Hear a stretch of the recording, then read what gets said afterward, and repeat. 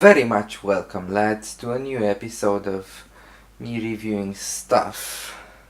Just stuff. Right, so let's get into it. Today we're gonna review, let me look around. Oh, this seems good. Well, we're gonna review this. Great! Let's get into it. So this is a Samsung laptop. The exact model is the NB300-T03SA, and if you know that from the top of your head, well, you're a nerd. Anyway, this exact model,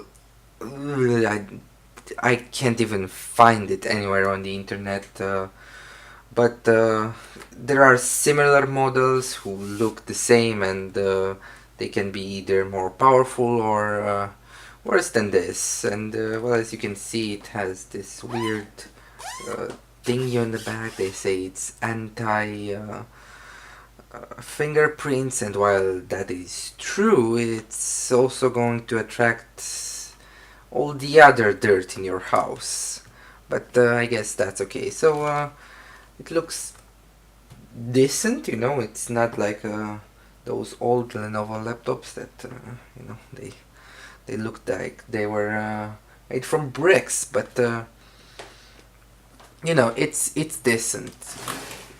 It's got a pretty big screen, I think 15 inches or something like that.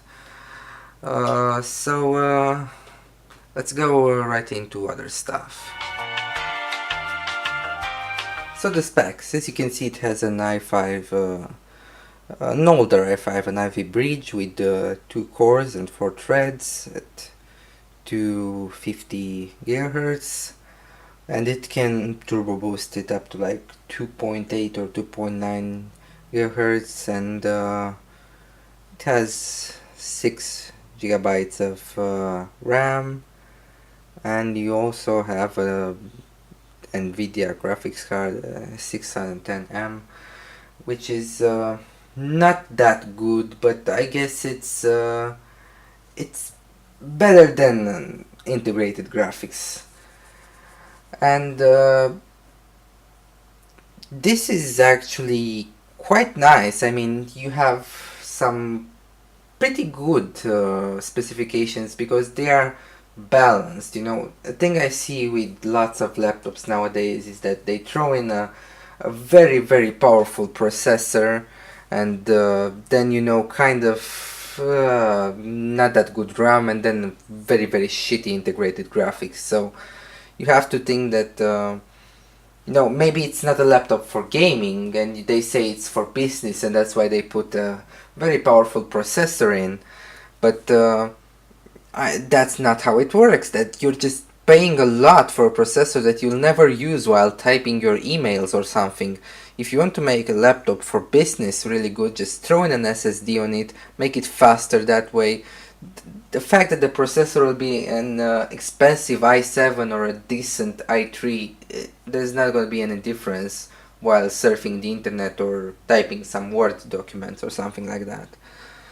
But yeah, this has things quite nicely balanced, so it's quite good in that sense. Let's go on further.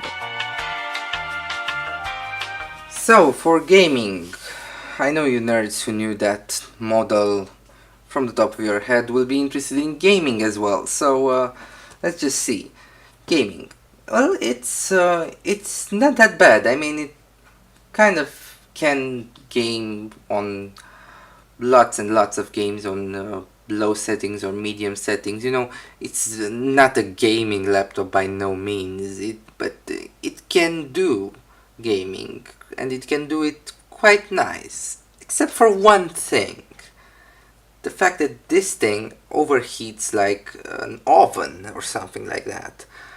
I mean, since I got it, since the first day I saw this, it keeps on overheating when gaming, and I have to have some monitoring on it while gaming, and sometimes I had to stop from 15 to 15 minutes, let it cool down a couple of minutes, and then, you know, open it back up, game on, and repeat this, because the processor would hit, and this is the thing, the processor, not the graphics card, the processor would hit easily 90 degrees in just a quarter an hour, and that's not okay. That's not okay at all. And recently I changed the thermal paste on it, and it's performing a little bit better, ever so slightly.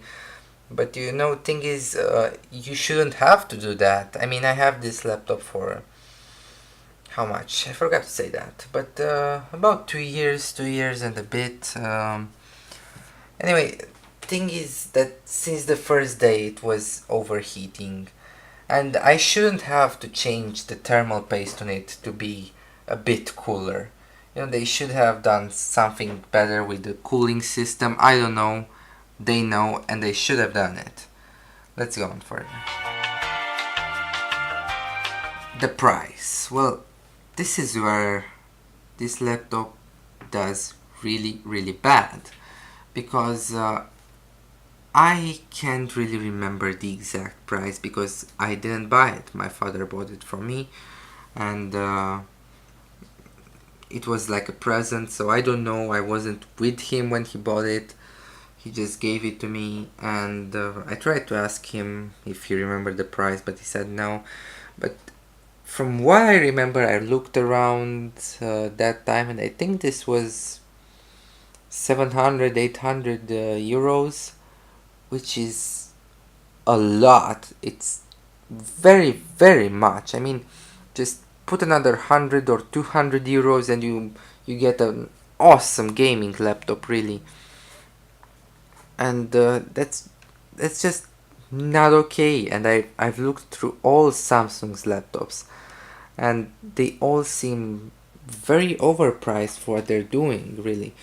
I mean, it's not a bad laptop, okay? It's not bad. I said it's balanced out very nicely. Maybe the graphics card is a bit bad, but anyway, it's balanced out quite nicely. But really, it's so overpriced for what it's doing, and all Samsung's laptops are overpriced for what they're doing. And let's also talk about reliability real quick now. You see, thing is,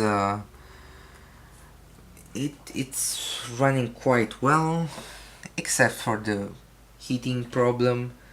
I've never really had any problems with it. I never needed to service it. It's still running quite fast. I mean, after 2 years, it did slow down a bit, of course, but still quite fast. I won't complain about that. But then again, would I recommend this thing? No, I wouldn't. And this is the thing you may say, but this thing is not in production anymore. Yeah, this exact model, it's not in production anymore. But maybe you can find it somewhere secondhand. I don't know, I searched the entire internet for it. It's like it's gone. But there are similar models. And all I have to say is that they probably have the same overheating issues, and they are all very overpriced, because for what you're gonna pay on this thing, you can get a much better laptop. And I wouldn't say that just the fact that there is Samsung written on it is gonna make any difference. Not here. In phones, that's something else, but here on laptops, no, I wouldn't trust Samsung with this. So that's about it. I hope you enjoyed this video, and I'll see you next time, I guess.